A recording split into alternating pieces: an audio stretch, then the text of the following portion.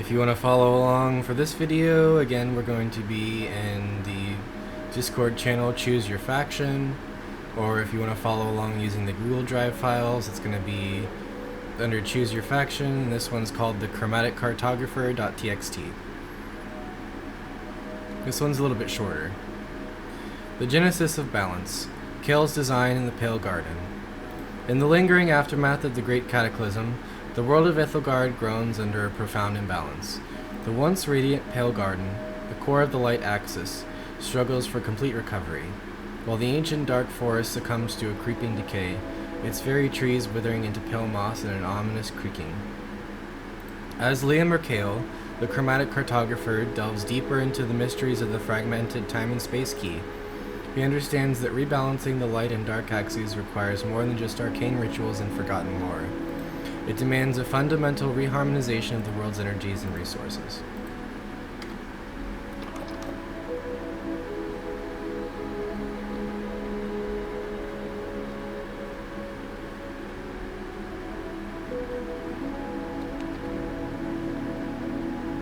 Kale's vision for achieving this harmony begins in the revitalized heart of the Pale Garden. He recognizes that the disparate needs and philosophies of the world's inhabitants, the purists, opportunists, and mavericks, could either tear the world apart further, or, if channeled correctly, become the very engine of its restoration.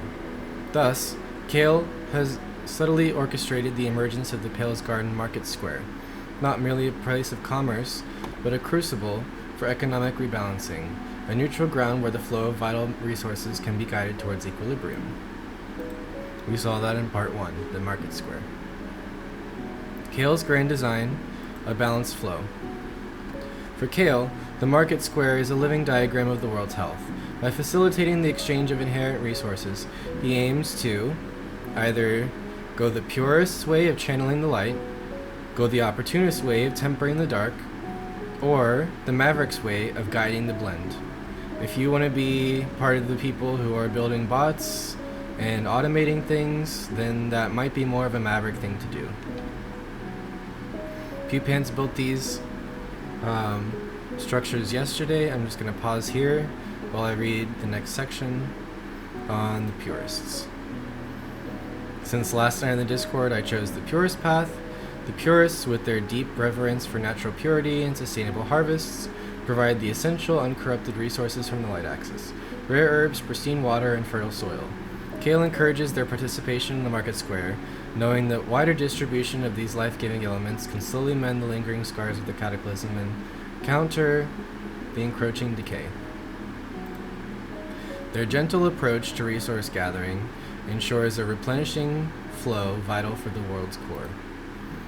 The opportunists, driven by their insatiable pursuit of wealth and their mastery of industrial extraction, draw heavily from the raw, potent energies of the dark axis, particularly the chaotic riches of the nether. Oop, didn't mean to type that. Kale recognizes that simply suppressing their activities is futile. Instead, he seeks to temper their influence. By drawing their vast quantities of gold and processed materials into the structured exchange of the Market Square, Kale aims to filter their raw, disruptive energy. These resources, when traded and integrated into the broader economy, become part of a more regulated flow, mitigating their unchecked accumulation and the negative impact of their loud industrial clamor.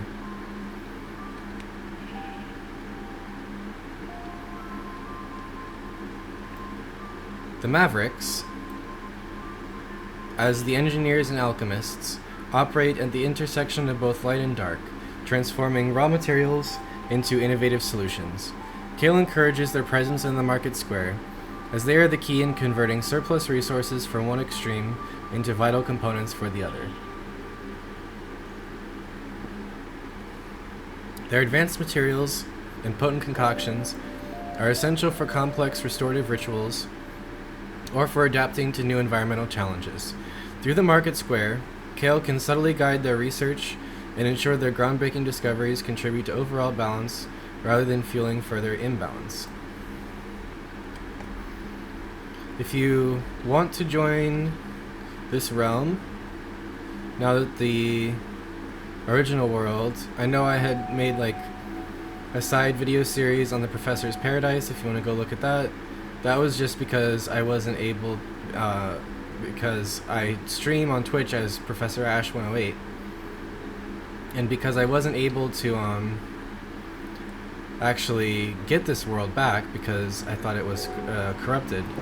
So if you want to play on here, you can just join the Discord and I can add you to the realm.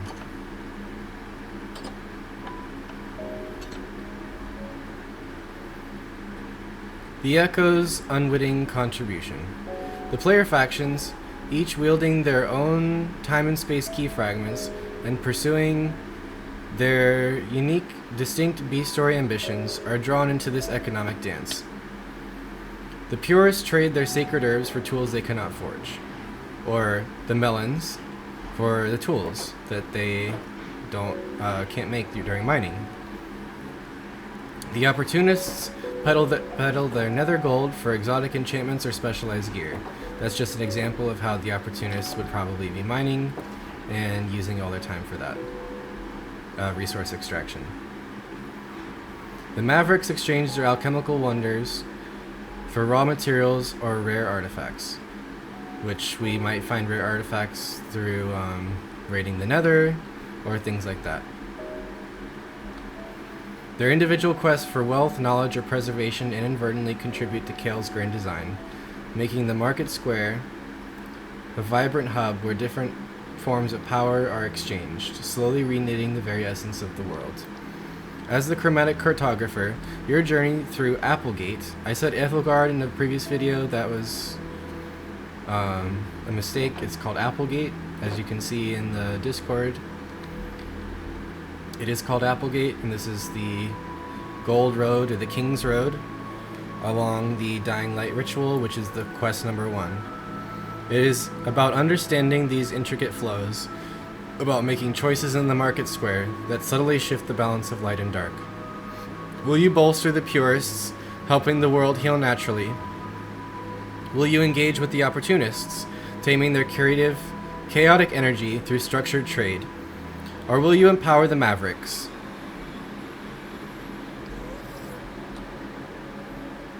helping the world heal naturally? Will you engage with the opportunists, taming their chaotic energy through structured trade?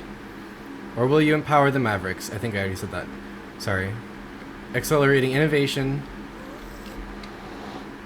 that might just hold the key to true equilibrium. Kale watches, in every trade, every resource exchanged, brings the world closer to, or farther from, the elusive balance he seeks. So, like I said, if you would like to join the Discord, you can. I would very much like to have people on here start building and just doing different things. I just want to show you the Nether Highway to some of the most important places that have already been on stream. Since this is part 2 of choosing your faction, this is one of the most important points. We're going to have the Redstone Isles Construction Company at 34 negative 7095. And then we also have the library, which is the knowledge which you seek, which is the Silk Touch Axe. We have Logwarts and the Badlands Mine, as well as the Woodland Manor farther on down. We haven't seen those on stream yet, but we have seen the library and Pumpkin Park. So the coordinates for the library are 279, negative 893. And I guess that was old, a zombie piglin killing window. Okay. I usually don't fight them. As well as Pumpkin Park, which is 348, negative 1052. Pumpkin Park shows the Pumpkin King and his influence, since the main antagonists are the Pumpkin King and the Melon Queen. From backwards to forwards, we have the epilogue, which is the end, which is in the Discord and the Google Drive. We have the Becoming, which is where most of the quests take place. We have quest 0 through I said 16, and then 1000 quest 1001 through 1008. So we have like quite a bit of Dungeons and Dragons type things that we can do, and the summoning, which was the prologue, which was the beginning, which should already be online. So this video is going to go out Friday. I'm going to be out of town. I have a dentist appointment, so I'm pre-recording these videos. Yeah, this is Pumpkin Park. This is where you can go. This is kind of the end of the line for the overworld. If you're like running around the overworld, there's the road that goes all the way back to the village. This road will go all the way back to the village, so I'll just show you real quick. For the Chromatic Cartographer, since this is part 2 of choosing your faction, I chose the faction of the Purists because I'm going to be like telling the story and doing everything. I don't know if I already said this in this video, I'm trying to get Discord bots to like roll dice. I have dice in a Pokeball Great Ball, and then I'm going to be opening this pack of cards next stream. So this is pre-recorded. I'm recording this on Tuesday, or is it Wednesday? But anyway, I'm pre-recording this, so this is going to go out on Friday, and then I'm going to open this pack of Pokemon cards. I'm also going to do a arts and crafts with some crayons. So those crayon colors have already been chosen in the Discord. That's another way to like add randomness to everything. This is the library.